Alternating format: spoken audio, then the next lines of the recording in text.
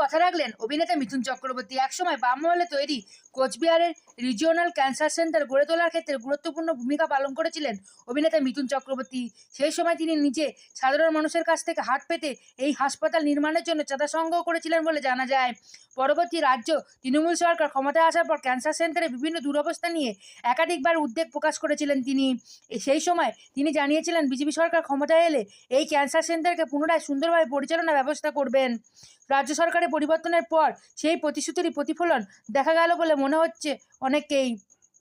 সম্প্রতি Cooch Behar regional cancer সেন্টারে এসে হাসপাতালে চিকিৎসকদের সঙ্গে বৈঠক করেন মিথুন চক্রবর্তী। রোগীদের সুবিধার্থে তিনি 6টি বেড ও 2টি কম্পিউটারের ব্যবস্থা করে দেন বলে জানা গেছে। এই উদ্যোগে খুশি হাসপাতালের চিকিৎসক, নার্স থেকে শুরু করে সাধারণ মানুষও। বহু মানুষের মতে দীর্ঘদিন পর ক্যান্সার সেন্টারের উন্নয়নের ইতিবাচক পদক্ষেপ দেখা গেল। আপনারা দেখছেন বনশ্রী নিউজে।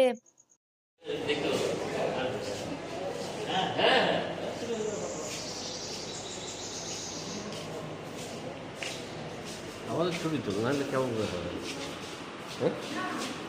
ভবানীদা হাসপাতাল ছবি আমাকে দিতে হবে, হাসপাতাল ছবি আমাকে চন্দ্রমা দিতে হবে, হাসপাতাল ছবি দিতে হবে। আরে দাঁড়া রে ভাই, আমাকে আগে ছবিগুলো দিতে দে। আরে দাঁড়া, আমি দিতেছি তো তোমাকে। যাও কাজ করো, লাগ দাও, পাঠাই দিই না।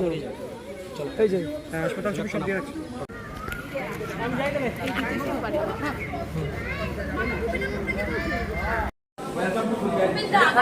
ছবিটা কি সুন্দর।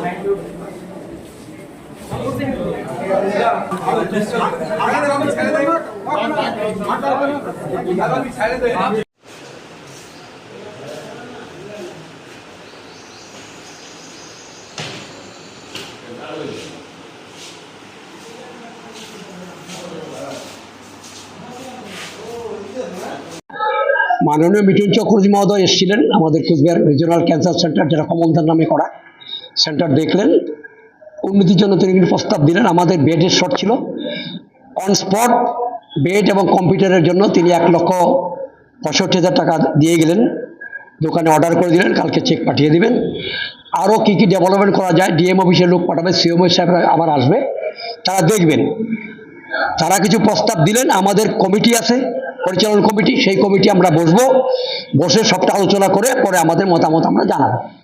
একটা প্রাইভেটের হাতে তো দেওয়া হয়েছিল, চুক্তি হয়ে আছে, এদের মতামত আমরা আমাদের কমিটি বলবো, কমিটি বসে সবটা চূড়ান্ত হবে। কমিটি না বসে তো কিছু করা যাবে না, সবাই মিলে বসে আমরা সবটা সিদ্ধান্ত নিব। ওনার প্রস্তাবগুলো আমরা শুনলাম, আলোচনা করবো আমরা, এইটুকুই।